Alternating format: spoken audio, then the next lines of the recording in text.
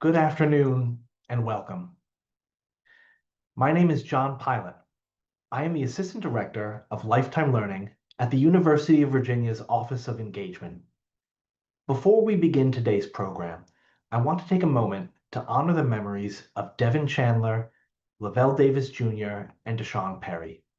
Today marks the 3-year anniversary since these young men were so tragically taken from us, and the UVA community will always remember them. Thank you. I'm so pleased that you are joining us this afternoon for the program entitled Artificial Intelligence and Human Resilience in Bruce Holsinger's Culpability. I want to extend a warm welcome to our viewers from around the world.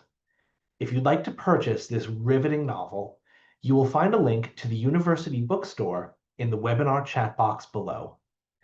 Please also note, this program is being recorded and will be posted in Lifetime Learning's vodcast library in a week or so. We received many questions in advance of the program that have been shared with our speakers. If you have a question during the presentation, you may enter it in the Q&A box at the bottom of your screen. Now, I will briefly introduce our moderator, who will introduce Bruce Holsinger. Anna Katherine Clay is a national freelance writer and an assistant professor of practice in the Media Studies Department at the University of Virginia. Early in her career, she spent a decade as a writer, reporter, and producer for ESPN. As a freelance writer today, she has written for the New York Times, the Washington Post magazine, Condé Nast Traveler, and Bloomberg Businessweek, and many more.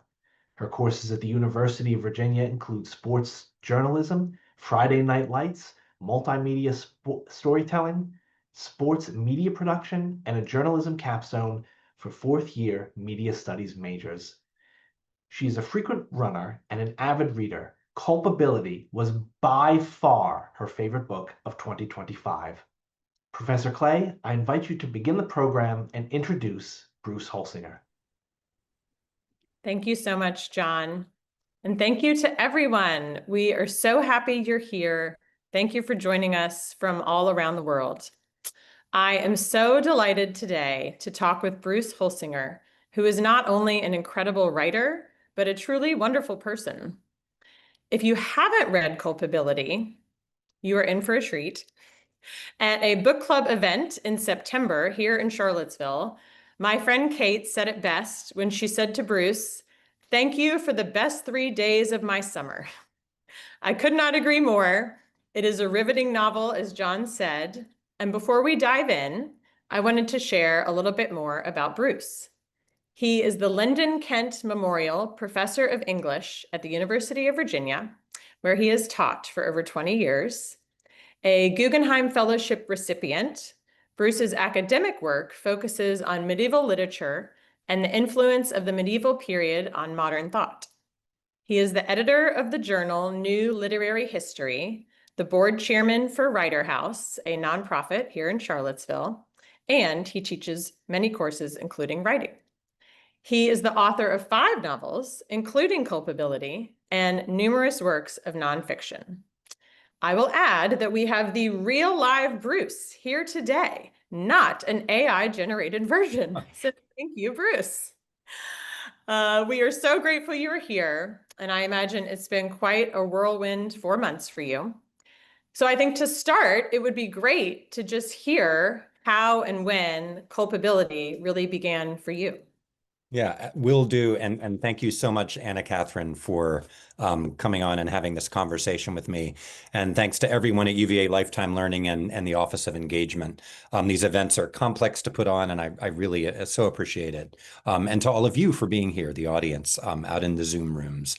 Yeah, so Culpability began in a kind of unusual way. This is, as you said, this is my 5th novel. I have always begun before with a premise or a kind of a character, a bit of a story that I want to begin with. This novel, Culpability, began with a setting. I was this was the the first summer of the pandemic, when the world was just starting to open up again. My family, we went down to the northern neck of Virginia. Many Virginians on here will probably know it, near Kilmarnock. And we just rented a little Airbnb just to get out of town, out of Charlottesville for a week. And my son and I went kayaking the first afternoon. And we went out of our cove and around the corner. We were going along the Rappahannock River, and we saw this basically compound, a kind of renovated horse farm with astroturf for grass, with white sandy beaches. You know, if you know the Northern Neck, there's no white sand anywhere to be seen.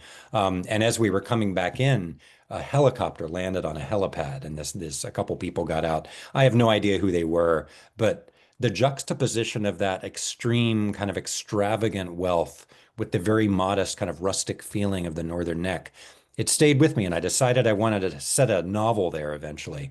But the story itself didn't come to me until a couple years later. It's a story about a family. They're in a minivan on the way to the lacrosse tournament, and the minivan is in self-driving mode or autonomous mode. Their older son is at the wheel, Charlie, but he's not driving. The car is being driven by an AI, and they have this horrible accident. And the whole rest of the novel is thinking about who caused the accident. Everyone in the car that day believes themselves responsible on some level, from Noah, the dad, who's sitting in the passenger seat, but he's working on a memo. He's a lawyer. He's working on a client memo on his laptop while his son is not driving. And then in the back is Charlie's little sisters, Izzy and Alice. They're on their phones. And then their mom and Noah's wife, Lorelei, is sitting right behind Charlie, and she's working in her notebook.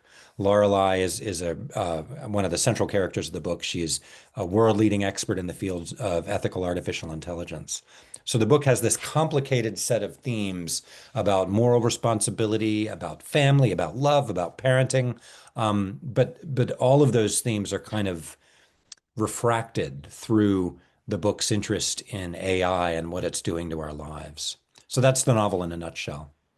Yes, thank you. And I will add, don't worry, we're not going to give away spoilers to anyone who's not read it. Sure. Yeah, so started with setting, and then as you said, you have this family. I'm curious how you determined Noah would be the narrator, because some might think maybe Lorelei, and then how did you choose a first person voice for him? Great question. So yeah, all my previous novels are in multiple points of view, and almost all of those points of view are in third person. And so that is how I started this novel. I thought, yeah, it's another family drama. I'm going to tell this story from multiple points of view.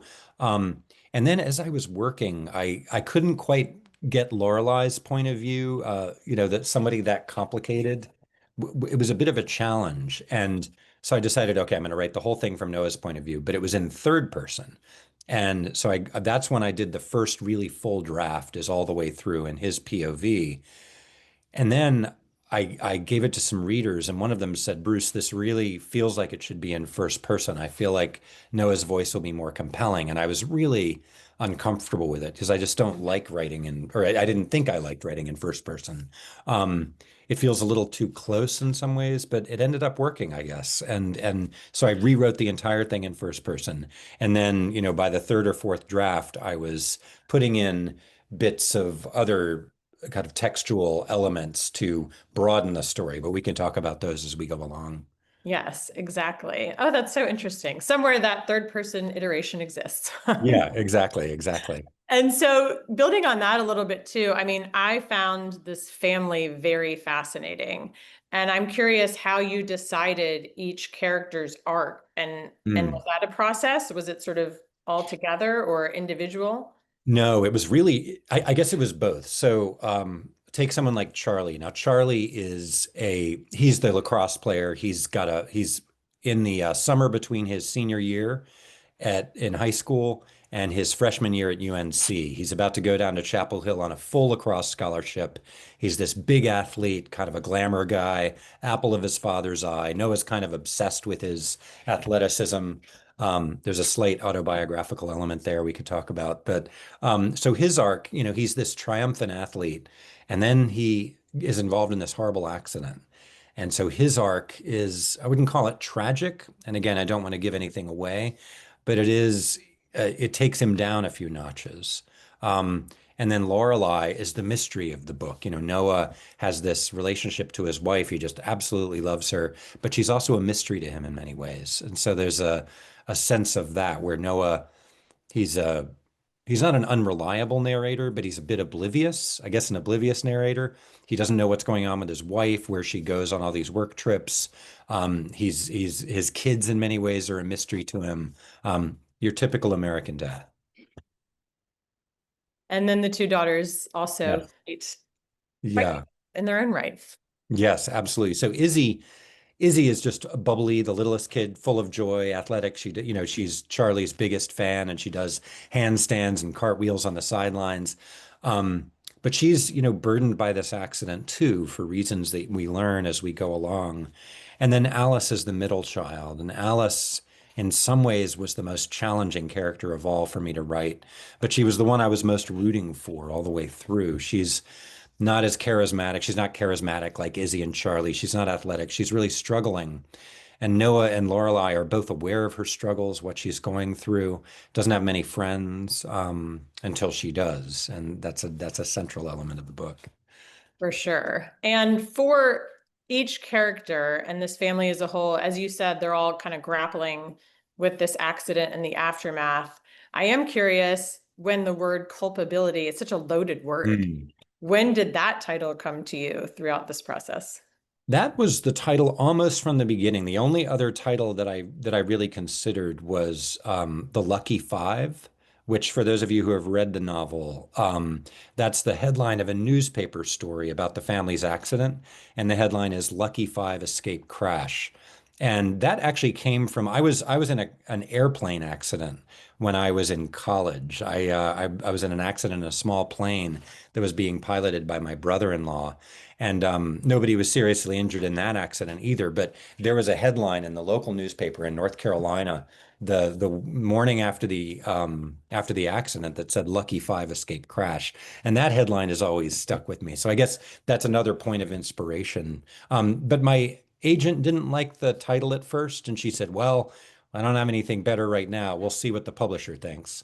The publisher didn't like the title at first, and they said, "We need to come up with a different title." And then finally, was really nothing left. So that's what we went with for publication. I think it works. And for the accident itself, did you also know, because as we said, we're not giving anything away. First chapter, we have the accident. Did you know you wanted to start there and then move on? No, in fact, the earlier version of the novel, not the one I submitted, I guess, but an earlier version, they were on their way down to the Northern Neck, and something awful has happened, but you don't know what. And so you're just making me remember this. I haven't talked about this in a while. The accident, they're thinking about it in retrospect, and then you get it in little glimpses from the memories of different characters. Definitely wasn't the right way to begin, and I'm really glad that I ended up going back and telling the story from the very beginning. I think it worked a lot better. And with the crash, where, as we said, the teenager is behind the wheel, but the vehicle is autonomous, and then we see a lot of guilt, fault, doubt. I'm curious how much, even at that time when you were writing it, the real world advances that we had in autonomous vehicles, how much did that influence than what you were writing? Oh, enormously. Yeah. What gave me the little spark about self-driving cars wasn't a self-driving car. It was actually just our Toyota, which has, that kind of cruise control where you stay at least 3 lengths back from the car in front of you. We had never had a car that did that before, and I just always been fascinated by it. And it's kind of like an interesting, that's not AI, or at least not in any sophisticated way. It's just this kind of radar system. But there is kind of guidance assistance more and more. And then a few years ago, right as I was working out the idea for this book, I was on a tour for my last novel, which was called The Displacements. And I was in Southern California and Santa Monica, and I saw my first Waymo go by. And I said, I really need to ride in one of those. So I downloaded the app and just took a Waymo for fun. And Waymos are self-driving taxis, for those of you who haven't been in them. I think right now they're only in 5 American cities: LA, San Francisco, Las Vegas, Austin. They're coming to New York pretty soon, apparently. But they are absolutely fascinating. And you get in the back of one and there's no driver up front, and tourists will just stare at you and so on. But that's becoming more and more prevalent. And the research that I did while working on this novel, I read a lot of research that's going on how these things operate, how algorithms operate within them. I interviewed people who work in this technology, and just got fascinated with it. And when you tell people, "Oh, I'm writing a novel about cars," that's not that exciting. But when you say I'm working on autonomy and human responsibility and a family, and it's a suspenseful kind of story, that's a different tune, I suppose. Yeah. Oh, for sure. And as we'll get into more, the novel has many iterations of AI. But as you just said, this is interesting because you have this intersection of human error and machine intelligence. And so Mhm. were there like larger questions of accountability that you wanted to explore with that? Yes, yes. So you asked about the word culpability, and I think culpability, accountability, responsibility, guilt, all those are such intertwined terms. And I, you know, I wanted so Charlie, he's 17 at the time of the accident, right? So who is responsible? The word in a lot of legal codes, a lot of driver's codes, there is a legal category called responsible adult, right? When you're getting, your kid is learning how to drive, isn't 18 yet, you're in the driver's seat, you're in the passenger seat, you're the responsible adult. And so you can be liable both criminally and civilly if the kid who's driving gets in an accident. And so Charlie needed to take responsibility. Noah was thinking about his own responsibility, as was his sister-in-law, who's kind of a minor but fun character in the novel, Lorelai's sister. She's a lawyer, but a much more high-powered lawyer than Noah is. So everybody has the burden of responsibility on them. And we see, right, all the human and the non-human effects of that. Yes. I kept thinking about how you wrote this, not even in the AI moment we are in, Right. which in 2025, it seems to be central to what everyone is Yeah. talking about. I read that Silicon Valley's biggest companies plan to pour 400 billion into AI this year, and they say it's not nearly enough. So No, I'm they're all curious. saying they're all putting it in the trillions. Yes. I Yeah. mean, it's mind-boggling. And so when you were researching this, you alluded to some of your research, like I'm really curious, like who were the experts then? Who did you talk to? What surprised you in what you learned and really informed then the characters in the novel? Yeah. So I talked to all kinds of people. I began with a friend of mine in the law school, um, who works on algorithmic injustice. This field that's looking at speak of responsibility, racial inequities in machine learning, for example, or the problems of water waste in big data centers that are located in lower income places.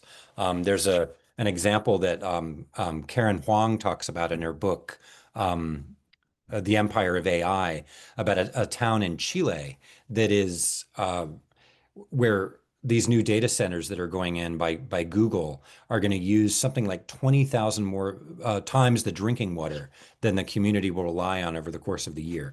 Those kinds of issues. And then I also talked to people who are doing the tech, right in the middle of building machine learning systems that pilot cars with algorithms and with all this tech that I don't pretend to understand. I also, listened to a lot of different kinds of material about chatbots, about large language models, and so on. So my research was all over the place. Some of the best moments, though, in doing the research, I interviewed this one person who works at OpenAI, thinking that the big thing I would get from her would be, technical details and stuff. And then she read the scene where there's one scene where Noah goes with Lorelai to an AI conference, and I had everybody in nice business casual outfits, and she said, no, no, no, no, no, they would be in hoodies and Converse high tops, right? That's what they would be wearing. Don't put them in in business casual. And I thought that was interesting. I love those little details. So I was all over the place. And I guess another thing that surprised me, kind of terrified me, was that most people in that field have what they call a P-doom number, P-D-O-O-M, P-doom. And it's the percentage chance that AI will doom us as a species, that AI will lead to our demise. So you talk to people and some would say, oh, I'm only at about a 10, which seems pretty high. I mean, 10%, that seems high to me. And, I don't know what I am now. I'm more like a 5, I guess. But my worry, again, is more about misinformation and environmental devastation that comes from AI than it is about, killer robots or self-driving cars coming for all of us. Yes, I'm thinking about my PD number Yeah, now. your PD. Yeah, what's your PD? I know I'm an optimist, but well, yeah. So it sounds like you did a lot of research and even learned a lot more about AI than you could even incorporate, right? And so, but a big part of the novel is the chatbot. Yeah. And again, I'm not going to give anything away, but I was reading a piece in the New Yorker where Stephen Witt, the writer, said we're now up to 800 million weekly users of chat, and it's a lot of young people. And he said, I do want to quote him here because this was profound to me. He said, I think ChatGPT is maybe the most successful internet product in history. Mm. And that's just chat. As he said, there are dozens of other services that have this. And so I'm curious, I was very fascinated by the chatbot and its role in the novel. Do you feel like, and this kind of, I guess, can bleed into PDOOM, is there a point when we become too reliant on AI and maybe then are losing the control in our own life and narrative? Yeah, absolutely. And those chatbots, the way they interact with young people and with people my age as well. I was going to say our age. I'll say my age as well.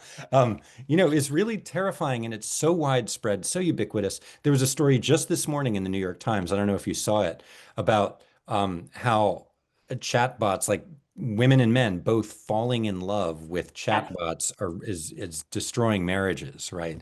And let alone what they're doing to young people, the kinds of self-harm that certain chatbots are talking kids into. There's all kinds of lawsuits about those right now.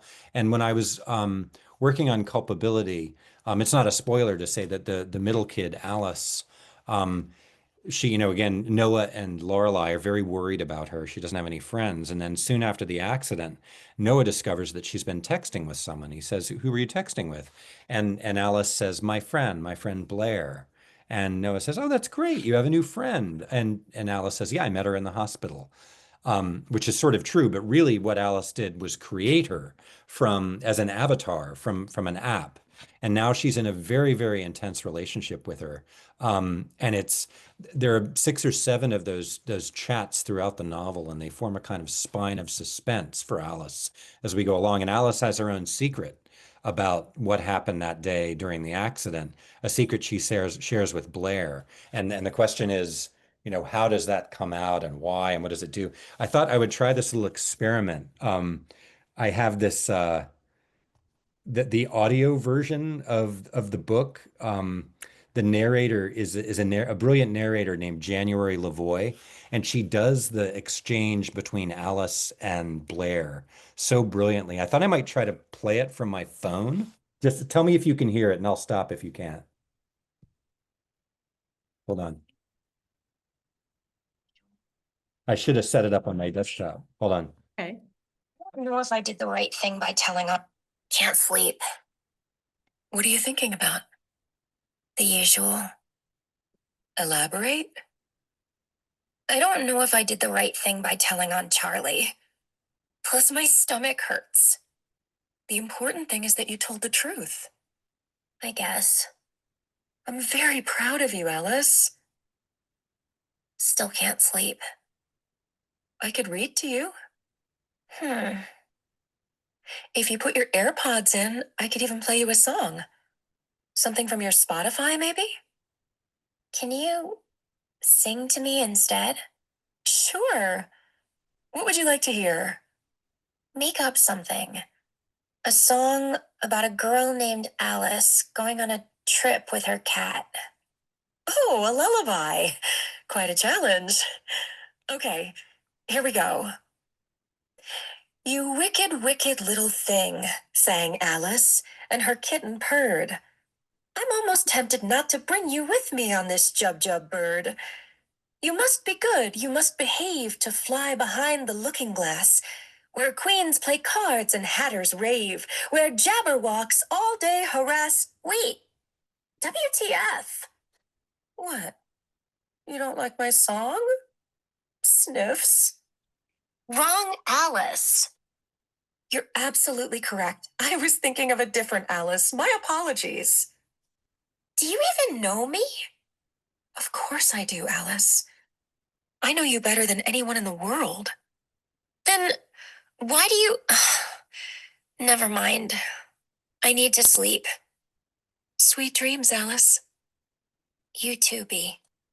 Yeah, so in those chats, Blair is her counselor. She's her best friend. She's the person in Alice's mind. She's the only person who cares about her, right? And that is a very dark kind of strand throughout the novel. And when you're reading it in a physical copy, you'll see the chats represented like this. You just see them on the page as exchanges. It's very blurry. Never mind. But you just see them on the page between Alice and Blair, and it creates this kind of uncanny sort of imbalance between the two, and it makes Alice, I think makes her subplot kind of scary as we go along. It does. And I'm guessing our listeners and audience are also curious, for you specifically in writing those exchanges, did you research other chatbot conversations? Did you engage with the chatbot? How did you put those Oh together? yeah, I did a fair amount of engaging with chatbots on different, with Claude, with Chai, with ChatGPT. Um, but I also read a lot of transcripts of existing chats that are in lawsuits, right? Because, it's submitted as evidence, like chats that led to kids self-harm, those kinds of things. Because I really wanted to I also ran the chats by people the appropriate age, teenagers, so that they could tell me if, I was putting cringe language, as they call it, in the chat. So that helped doing that kind of on the ground research. Yes, it felt very authentic to me. And so like with these different iterations of AI, and hopefully we'll get to Lorelai and her role too, you do have this subtext of moral responsibility and question. And I'm curious, because it's a book of fiction, it is fiction. Do you think fiction is playing a role in shaping how our society is thinking about these larger questions? That is a great question. I don't, well, you could say, that given the amount that a lot of these large language models hallucinate, it could be that their fiction is actually the fiction they're producing and I would more call it disinformation, false citations and so on. But they're getting better, and that's the thing that I think, people in your world and media studies are grappling with that right now. How much better they are than they were even 6 months ago, and the companies are improving them all the time. So it's a game of catch up. When I was researching the book, to go back to one of your earlier questions, it was like this tsunami coming at you, and you're running towards it and running away as an author. Like, what is how do I account for this? And by the time the book comes out, will it be, woefully out of date? So that's off, a lot of my novels are written right at the edge of our present day. So I'm thinking about that all the time. Well, and even in today, I'm sure a lot of the UVA audience is curious, how do you, Bruce, counsel your students when it comes to AI and understanding it and using it and engaging? Yeah, I'm on a committee right now in the dean's office in the college, that's a kind of task force, from people from all over different disciplines, the sciences, the humanities, the arts, and so on. And grappling with that right now is so difficult. I have a colleague in the English department, Jim Seitz, who's talking brilliantly about doing, rethinking about in-class writing, doing a lot more of that to avoid the kind of complications that we get in with ChatGPT being used to produce student papers. I met an 8th grade teacher in Laguna Beach a couple of weeks ago at an event. She was in tears because she said the thing she misses most, the issue that she has the most with these new technologies in the classroom is not about plagiarism. She says that's the least of my concerns. We already had a fair amount of that, whatever. The thing she misses the most is that the 8th grade voice, the voices of these teenagers as they try to put words together and put sentences together for the first time on a few pages, right? And what that's going to look like, their first experiments with long form writing. It's a tragedy that so many of those experiments now are given over to the kind of bland prose that comes out of large language models. So, and even if it's not bland, it's not theirs, right? And so, I think that's the big issue that we're struggling with right now. So we're talking about all kinds of issues like curricular time. We have chemistry labs, we have biology labs. Why not have writing labs, right? That are several hours a week where you're not just getting help with your writing, but you're just doing writing in a very analog way, offline. Those kinds of things. So it's a monumental challenge for higher education, for all education right now. Well, and I think you address that well in the book because you have very real human emotion and experience, but then you have AI integrated in their lives in this myriad of ways. Then you also have Lorelai writing, right? Like even though she is the AI expert voice, she looks to that as well. And so you just have all these interesting intersections. Did you want the reader to come away with a certain feeling towards AI? Hmm. Yes, I suppose so. I didn't want it to be a simple critique, right? A knee-jerk kind of slam of AI. A novel, in my view, a novel is not an op-ed, it's a thought experiment. And AI helped me, the theme of AI was part of this experiment for me, intertwining these kinds of themes, chatbots, smart homes, large language models, drone swarms, right? And thinking about how all those could interact in some ways like a family themselves. And so the book doesn't take a position on it, I suppose. It's a novel, but it is, I suppose if there is a moral voice, it's the voice of Lorelei, who's asking us not to give in to this feeling of helplessness in the face of AI, to understand that we have agency, that the tech companies have agency, that we are not in thrall to AI, or we shouldn't be, and that we need to be responsible. We need to be more responsible. We need laws, we need regulations, we need to slow the hell down, right? I think that's what Lorelei would say. I would agree with Lorelai. And I'm curious for you, Bruce, if your own academic work, because we have medieval literature, that's so fascinating to me too. Do you feel like, did your own academic work influence your approach to the novel? I don't think so. No, no. Other novels, it has. And I would say, for example, my historical novels, my first two books, A Burnable Book and The Invention of Fire, those are historical thrillers set in the late Middle Ages. And in that case, my academic research was absolutely central to writing those. And then less so in my next ones. But this one, the good thing about being an academic is you kind of know how to do good research pretty quickly. So that I was able to kind of fact check myself with peer-reviewed scholarship. Even if I didn't quite understand it, I knew who to ask. I knew how to do the good research pretty quickly. And that is an advantage, I think, if you're an academic writing fiction. A disadvantage is you sometimes might write overly complex prose.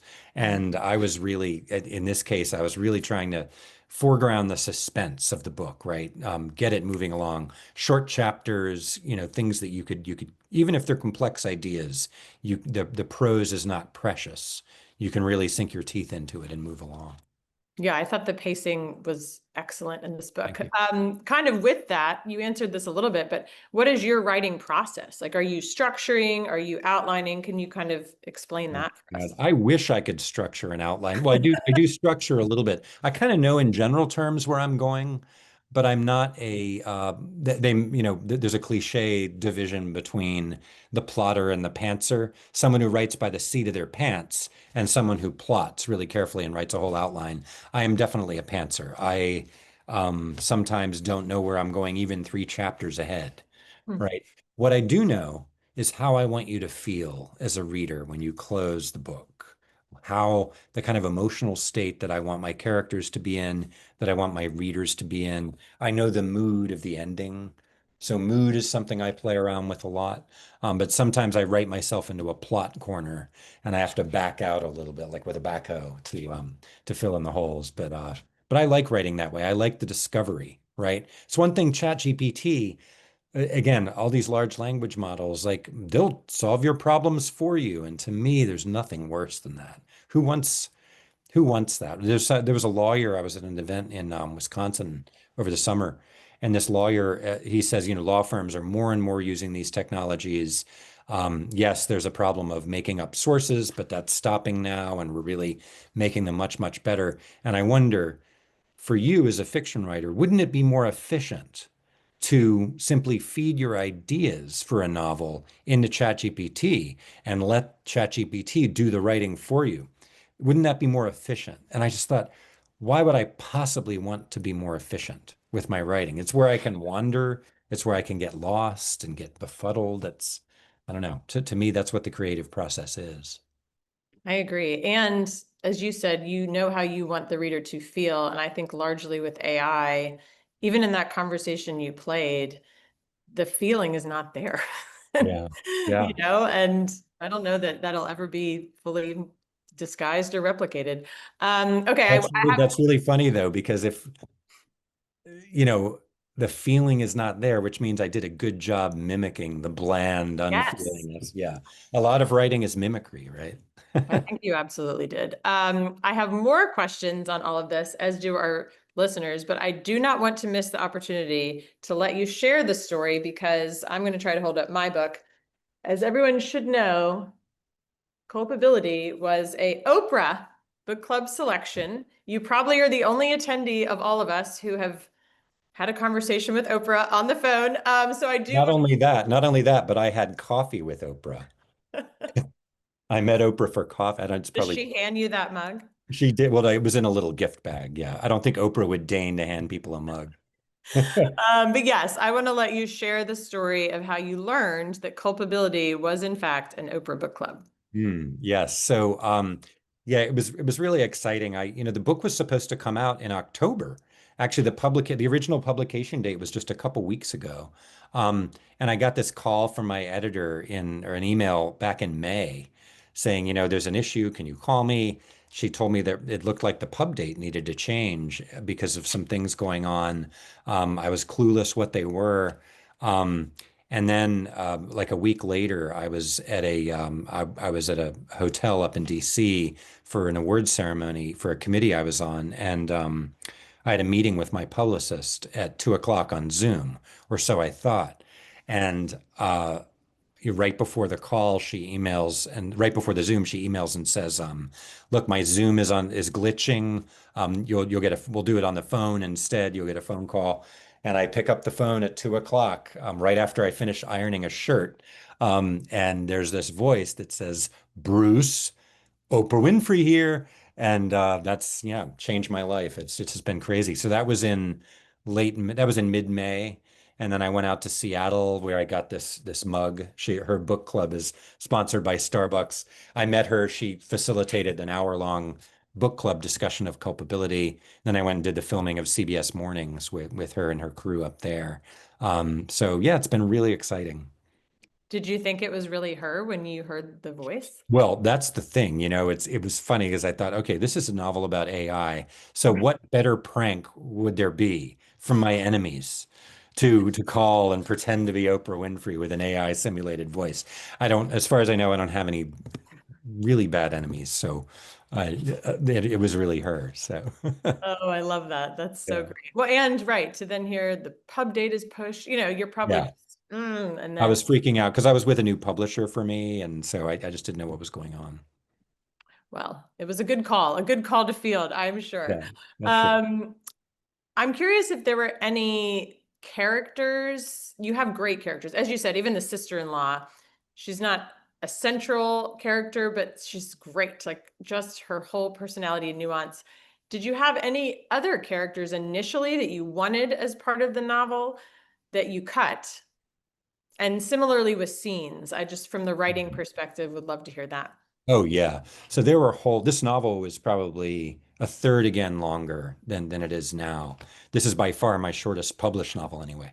And so I had whole sections of Laura, when I was working in multiple points of view, I had whole sections with Lorelai's point of view. I was at Charlie's head for a while. He was hanging out with his lacrosse teammates, playing lacrosse. And the thing is, I guess for me, the way novels often work, writing them as part of the process is, leaving a lot on the cutting room floor. But writing those scenes that eventually get taken out, that's really necessary for knowing what needs to stay in. And it forms this kind of deep background of your characters, right? It was only by getting Charlie on the lacrosse pitch and actually learning a little bit about lacrosse, which I knew nothing about, that I could kind of get in Noah's head to imagine him watching Charlie on the lacrosse pitch. So all of that kind of thing is necessary background.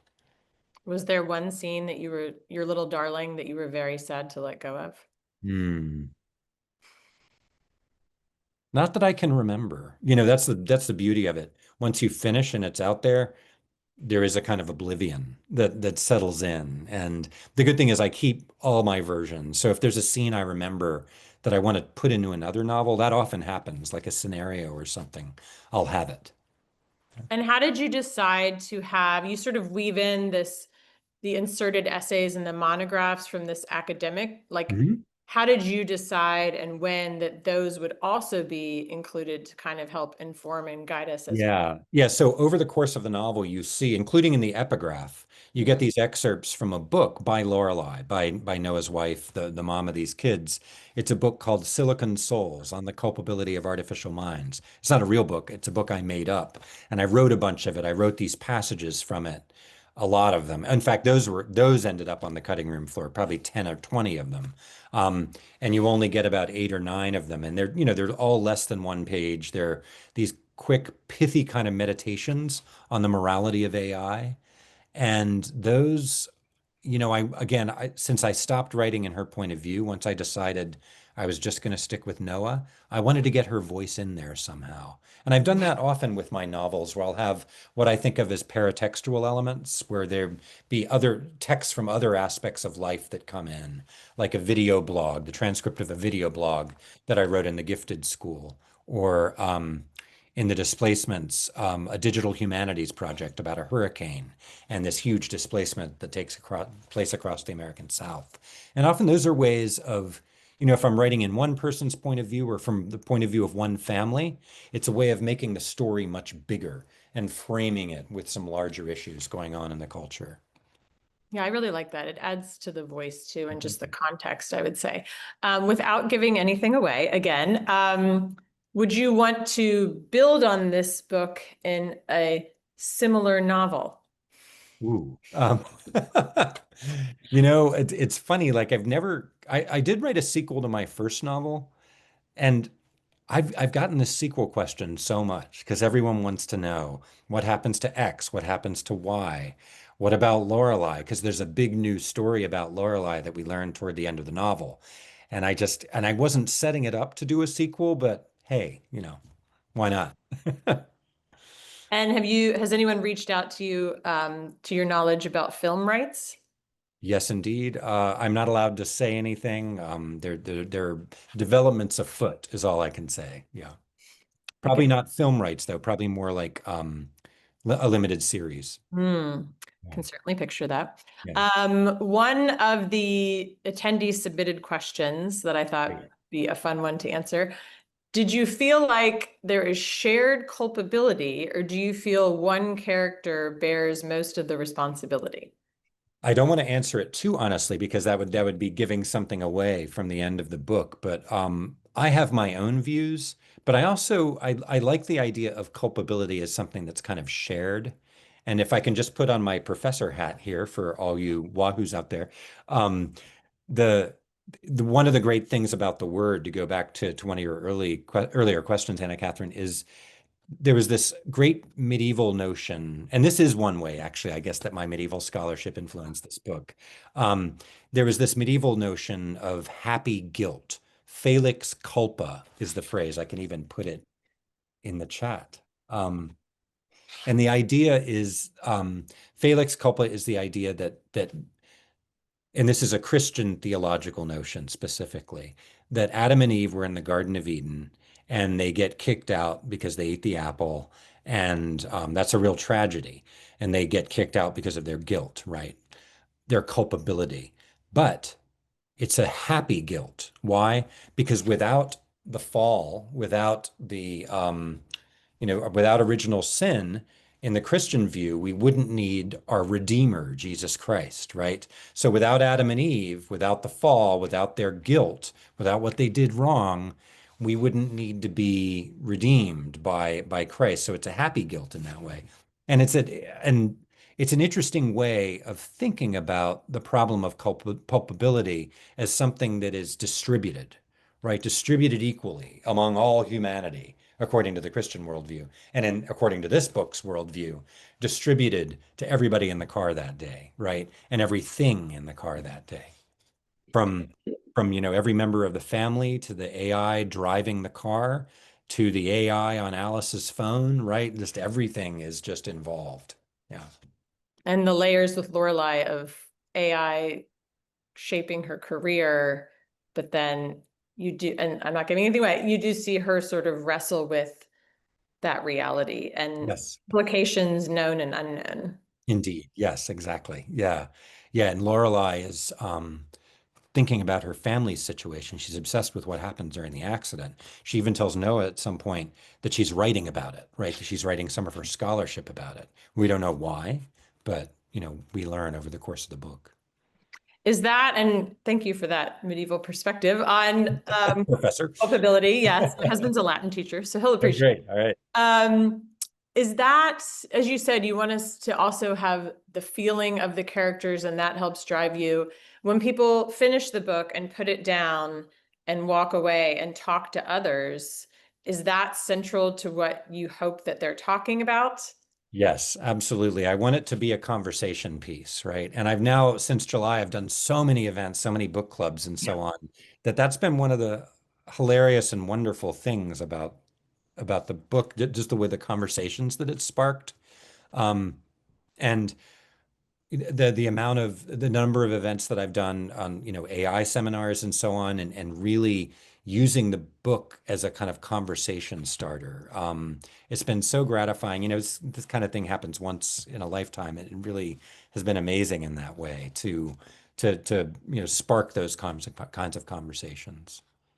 Definitely happened in my household. I'm curious because you talked about some of the, especially with AI, a lot of the sort of grave implications of AI. And I'm curious if any parts of the book were hard for you to write emotionally, even though it is a work of fiction. Yes, yes. There's a confrontation between Noah and Charlie that takes place basically right in the middle of the book. I won't talk about the circumstances of it, but Charlie is there with this young woman named Eurydice. They've fallen in love with each other. No big mystery there. But they're together when Noah comes weaving out kind of after drinking a lot at this party. And that was kind of agonizing to write. And just last night, I was at an event, and a reader said that was really difficult to read, but I just, couldn't put it down because it was so, what's the word? Just so, it was like this little catastrophe, dynamite blowing up in Noah's life. And it's like, the car crash, literal the car crash, the rubbernecking. And I suppose reading as rubbernecking is often what you're after, right? You just want people to look at the crash on the side of the road. Yeah. I know I did hear that from a few friends who read it. They would just say, I wish I'd known this emotionally, right? Like they were like, felt this. But I mean, I think to your earlier point too, we should be wrestling with some of these questions related to AI. We should be uncomfortable with some of what's happening in order to really see the landscape for what it is. Exactly. Yes. Do you think we kind of talked about AI and emotion, or this idea of if it can have emotion? Because another New York Times piece I recently read was talking about young people using AI as like mental health space and almost as therapy. Do you think there's a way, especially as as these systems become more integrated in our life, is there a way to ensure that they strengthen our ability to show resilience and empathy? Is that even a possibility? Oof, you're asking the wrong person, and this is the beauty of it, is that I can say I really think experts should be consulted on that, and I am not one.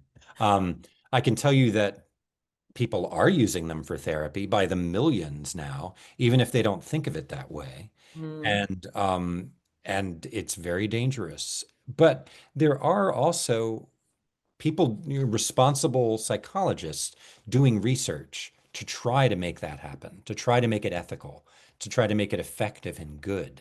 And I'm neutral on that. I feel if it works, that's great because we have a huge underserved population of people who want therapy and who can't get access to it. So to me, that it's not an automatic evil. But again, these guardrails,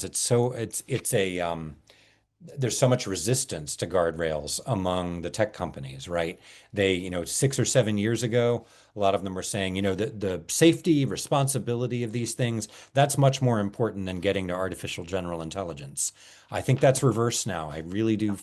I don't think that is reversed now. I think getting to AGI, as you were saying, spending those billions, trillions of dollars to get there, that's the goal now, rather than keeping them safe. It's terrifying. It is, and moving so quickly. Do you find, as you talked about the actual research you went out and did for years for this book and the experts you talked to, do you think there's general strategies just, for anyone here? And again, I know, as you said, you're a writer, not necessarily a scientist, but to help people sort of avoid these false narratives or question these false narratives that are out there now. Is that even still within the realm of possibility for us all, or do you think AI is so integrated that Yeah. it's just Well, there? no, absolutely. We can question false narratives. People in your field are doing it. People in my field are doing it. UVA has hired a number of experts in AI in the last few years. We have a new Institute of AI at Darden. There's all kinds of conversations happening, and there's a lot of pushback because I think, if the university, we have a huge problem in higher education aside from AI with the corporatization of the university, right? Um, I think that's a long-standing problem. AI has become part of that problem. Maybe it can also be part of the solution, maybe by, thinking critically about it. Part of me wonders sometimes if the large language models, ChatGPT in the classroom, if that might be kind of an opportunity to de-digitize the classroom a bit. I think our students are thirsting for analog spaces. They want to be told to put down their phones and their computers. They just don't know how in some ways. Neither do we as faculty. So part of me thinks maybe some of it is a blessing in disguise, but I do think it's really worth pushing back in a lot of different ways. I think that's true. And to your point, we often see the pendulum swing back, and yet this AI feels so unprecedented compared to some of those other examples that, it's hard to know. It just feels omnipresent. For sure. It really does everywhere. Yeah.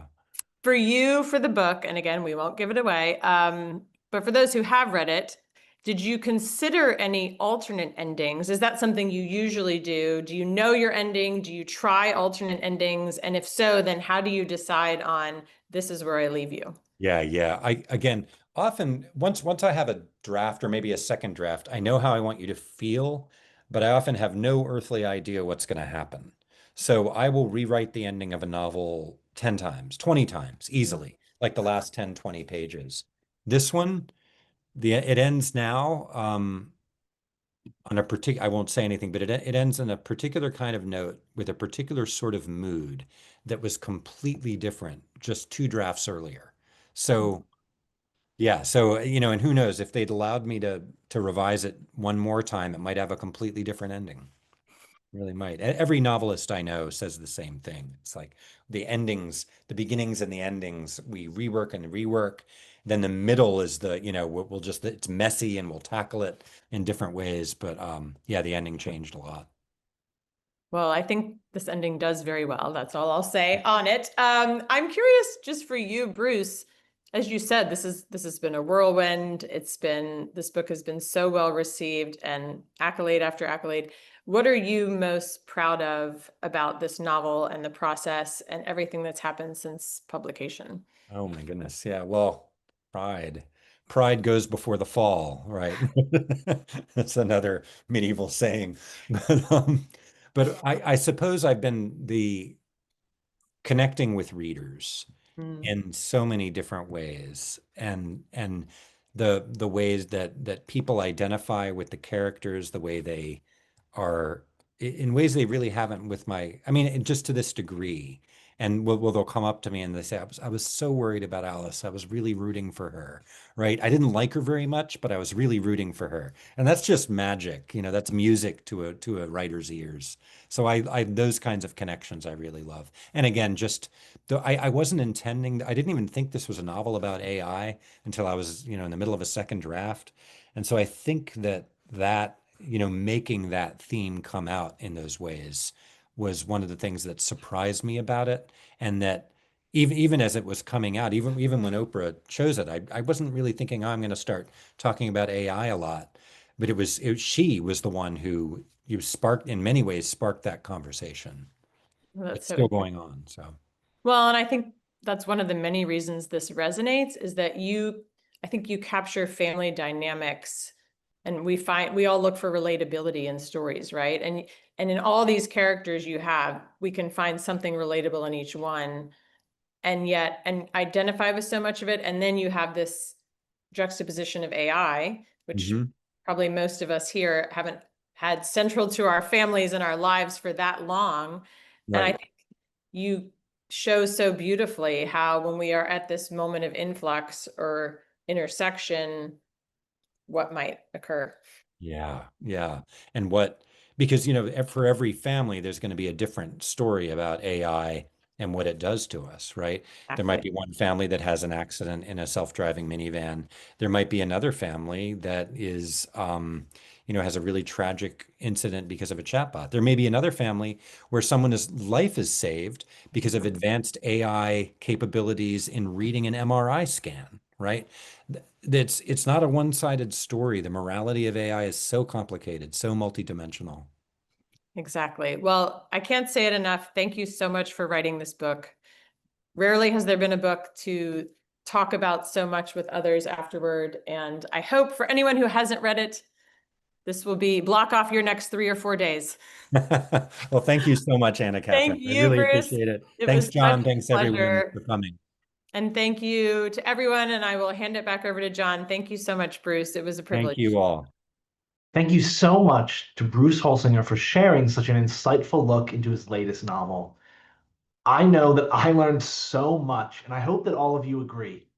Thank you also to Anna Katherine Clay for moderating this interesting conversation. I appreciate you both so much for sharing with UVA alumni, friends, and families. If you enjoyed this program, I hope you will consider joining us for future lifetime learning programs, including Eternal Austen, 250 Years of Loving Jane on December 3rd. To learn more, please visit our website at engagement.virginia.edu/learn. Also, scan the QR code if you like.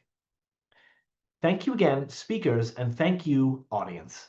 I hope you enjoy the rest of your afternoon and evening. Be well.